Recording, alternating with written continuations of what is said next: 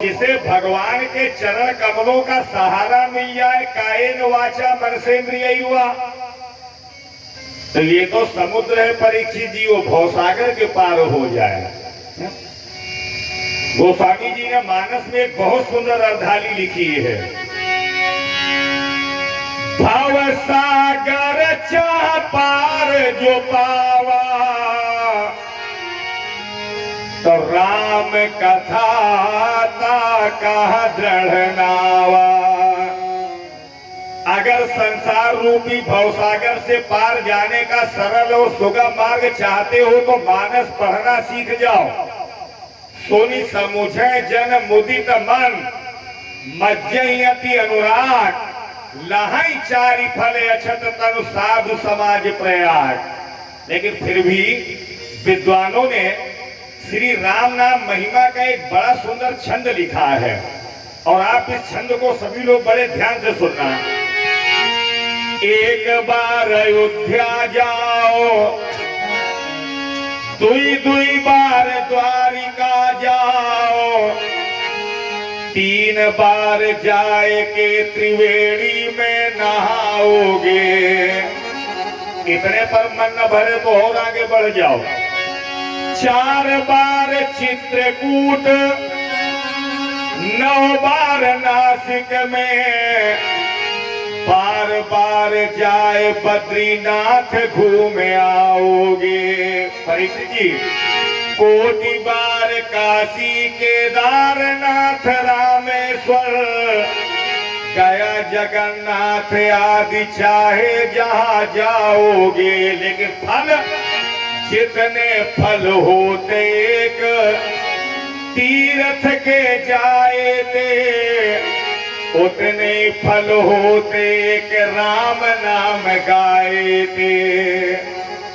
सारे तीर्थों के दर्शन करके आप अपने घर आ जाएं, और जहां भगवान की कथा हो रही हो, वो धर्म पांडाल में बैठ करके अगर वाणी के द्वारा एक बार भी राम का नाम निकल गया तो सहस्त्र कोटि यज्ञों का फल हमें प्राप्त हो गया।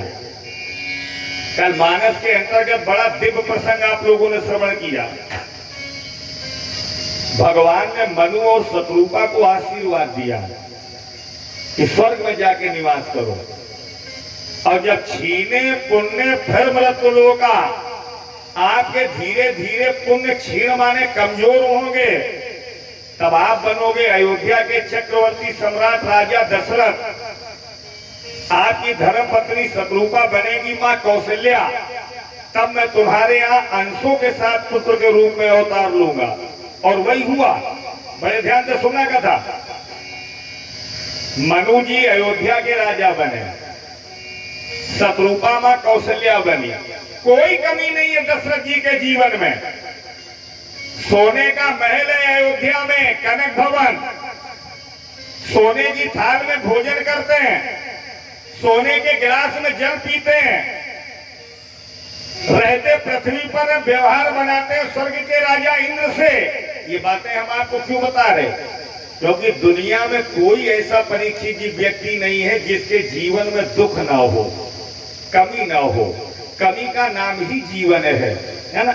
एक संत ने एक बहुत सुंदर बात लिखी है। मुकद्दर की कमी जो थी, वो मरते तक नहीं निकली, यहाँ तक तंग दस्ती थी, कफन की भी कमी निकली। जनाजा घर से जब निकला तो पट्टी भी घुनी निकली, कब्र को जाके जब खोदा तो पत्थर की जमीन निकली। इसी का नाम जीवन है। बड़े ध्यान से सुनना। 2 घंटे का समय मिला है ना। ये तो भगवान की, बाबा की कृपा है। जाने वाले कहीं थे, आगे कहीं पे। ये तो हनुमान जी महाराज जी की दया है। मैं निवेदन करूं, कोई शरीर से दुखी, कोई धन से दुखी, सुखी कौन है? जो बाबा की चरण शरण में बैठ करके भगवान की भक्ति में जिसका मन लगा है। एक इलाहाबाद के कवि हुए हैं जिनका नाम परीक्षित जी मस्तराम। नाम मस्तराम, काम मस्तराम। एक बार घर में गए तो पत्नी ने खर्रा पकड़ा दिया, हल्दी लाओ, पुदीना लाओ, अजवाइन लाओ, धनिया लाओ, मिर्चा लाओ, फाड़ दिया, पर्चा घर में फेंक दिया। बड़ी खोखन यार, चलो कहीं सुख ढूंढा जाए। वहां से भागे, गांव में आए, छोटे छोटे लड़का किल्ली डंडा खेले। ये लड़कों से बोले बेटा कहीं सुख मिलेगा, लड़का बोले किल्ली डंडा खेलो पूरो सुख है। खेलने लगे, है ना। थोड़ी देर बाद ऐसी किल्ली आंख में लगी, एक बल्ब फ्यूज हुई गो, मार्केट बंद हुई गई। हों से भागे, अब यार सुख कहाँ मिले। शमशान घाट में मुर्दों के बीच में खड़े हुए चिल्ला के बोले, मस्त राम मुर्दों से बोले, हमें भी सुख बतलाओगे। एक मुर्दा उनमें से बोला, मारोगे तब सुख, जब तक जिंदा रहोगे सुख नहीं मिलेगा। लोहे की मार्केट में आप जाओ, दुकानदार को 100 रुपए पकड़ाओ कि टमाटर दे दो, देगा। कपड़े की दुकान में जाओ, 50 रुपए दो कि हमें धनिया दे दो, दोगे। जब ये संसारी दादी दुख का बाजार है तो फोकट में झोला लिए घूम रहे कि हमें सुख मिले, हो तो मिले, नहीं तो कदुआ मिले। दशरथ जी के भी जीवन में दुख है। रामायण पढ़िए, एक बार भूपति मन माही, जय हो राजा राम।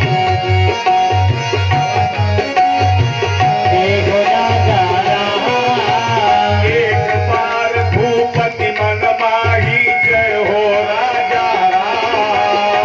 एक बार भूपति मन माही, जय हो राजा राम। भाई गलानी मोरे सुत नाही, जय सीताराम। भाई गलानी मोरे सुत नाही, जय सीताराम। भाई गलानी मोरे सुत नाही, जय सीताराम।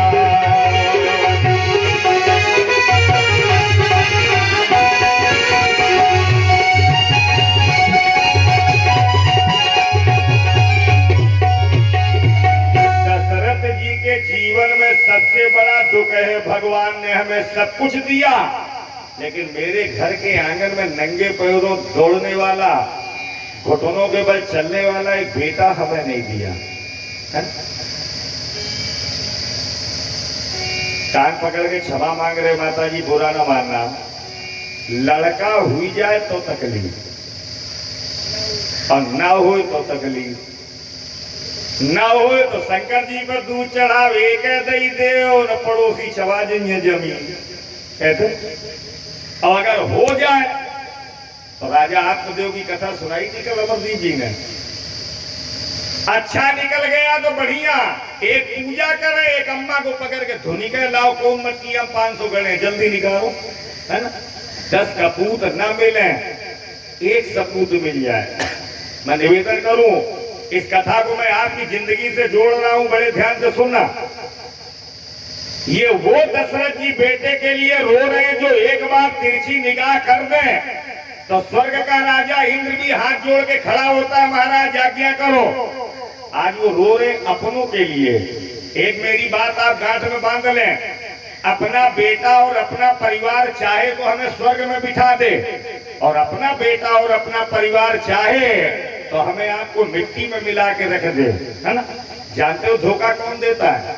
आलोक पंडित जी देने नहीं आएंगे। धोखा वही व्यक्ति हमें आपको देगा, वही व्यक्ति हमें आपको रुलाएगा जो महीने के 30 दिनों में 25 दिन हमारी घर की देहरी के भीतर बैठ के हमारी कप और प्लेट में चाय पिएगा। वही मेरे साथ विश्वासघात करेगा। गैर से हमें कोई डर नहीं है। हमी ने हमी को जो खाया न होता तो गैरों ने कब्जा। एक लकड़ी का बहुत बड़ा जंगल था। लकड़हारे लोग जब हाथों में कुल्हाड़ियां लेके चले तब एक पेड़ ने दूसरे वृक्ष से कहा कि लोहा बड़ा बुरा है, अगर लोहा न होता तो काहे की कुल्हाड़ी बनती, काहे की आरी बनती, और अगर लोहे की कुल्हाड़ी या लोहे की आरी नहीं होती तो हमें आपको काट के जमीन में कौन गिराता? वो दूसरा पेड़ बोला, पगले, ना तो लोहे की